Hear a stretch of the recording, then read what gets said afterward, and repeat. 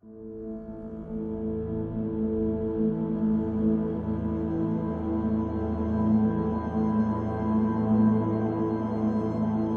1994, Chicago police find a woman who's clearly been sexually assaulted and murdered and left in a dumpster. At the scene, the police talk to individuals who were nearby, but the crime goes unsolved for several months. A teenager comes into the police station trying to help his friend and says, I have information on who committed that murder. 4 boys, these teenagers. So the police bring these 4 individuals, including Terrill Swift and 3 others, into the police station.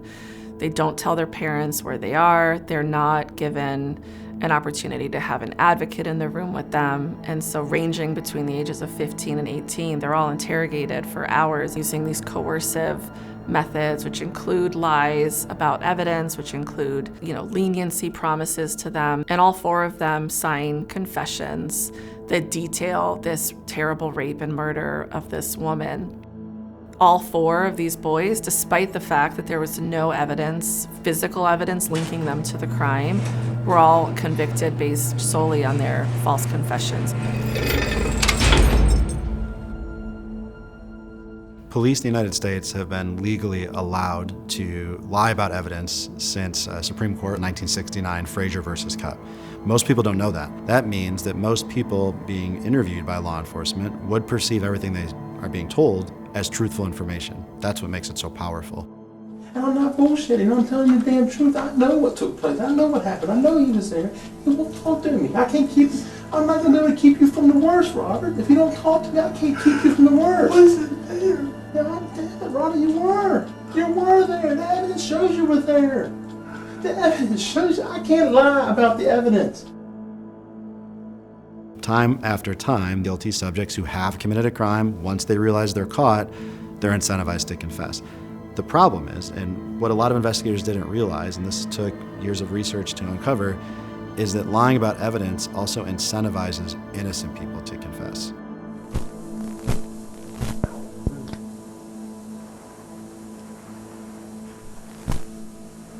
If somebody's being interrogated for hours, their primary goal is to get out of that interrogation room.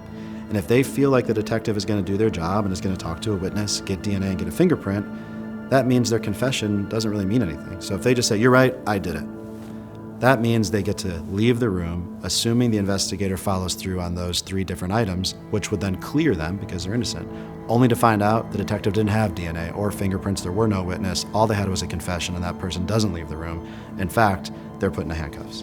And we know that about 30% of wrongful convictions contain false confessions, and one of the leading causes of false confessions is when police lie about evidence. What can I say that I did to get me out of this? The only way you can get out of this is by talking the truth and saying you're part of it.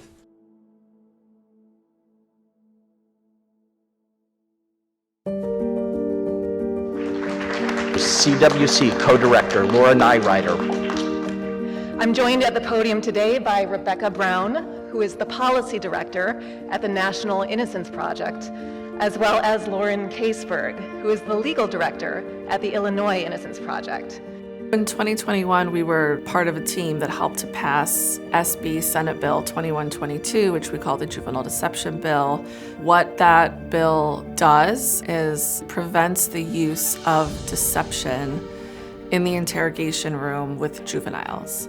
The first person in the legislature who really stepped up and led this was Senator Robert Peters. If it weren't for him stepping up and being willing to put his neck out there on this as the first person, this bill would never have existed. And then we had Representative Justin Slaughter in the House who immediately came on board. And on this one, we really thought this is something that both Democrats and Republicans would support. So we reached out to first Senator John Curran, who is a Republican in the Senate, former prosecutor himself, Minority Republican leader Jim Durkin in the House, being a former prosecutor, and understanding the issues with these cases. We had support from the State's Attorneys Association of Illinois, as well as the Illinois Chiefs of Police. And so you have this group of stakeholders from every side you could come from supporting this. And our hope is that it'll be the first domino across the country, and that we'll see these reforms happen other places. I've been extremely inspired by the collaboration of our law enforcement partners in Illinois and across the country that not only advocate for bills like this, but they want training, they want to do it the right way, and they're asking questions. How can we do this to protect innocent people, but still solve cases to protect our communities? The actual guilty perpetrator is out there continuing to create more victims, which is against anything law enforcement wants. And so they're recognized not only is this a dangerous tactic, but it also potentially could cause and allow more crime to occur. Detectives don't want that. Police don't want that. They're out there to try to do the right thing. They just need to know how to do it.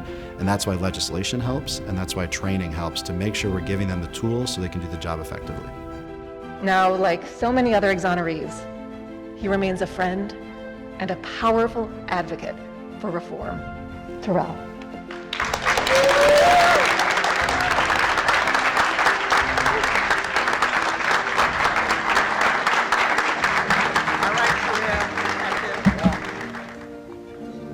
This bill, I truly believe, could have saved my life.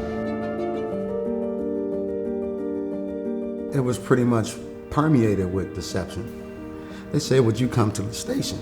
I don't have a problem with it. I requested a lawyer. They denied me. I requested my mother. They said, no. You're grown. For what you did, you're dying in jail for what you did. You still have that thought that they're gonna do the right thing.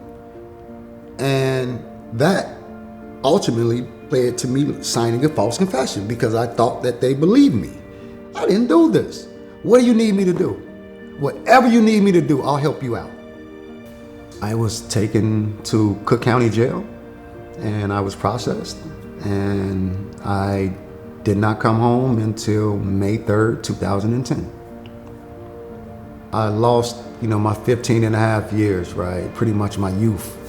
That's why when the bill was introduced to me, I was compelled to tell my story because I feel like that bill could have saved my life.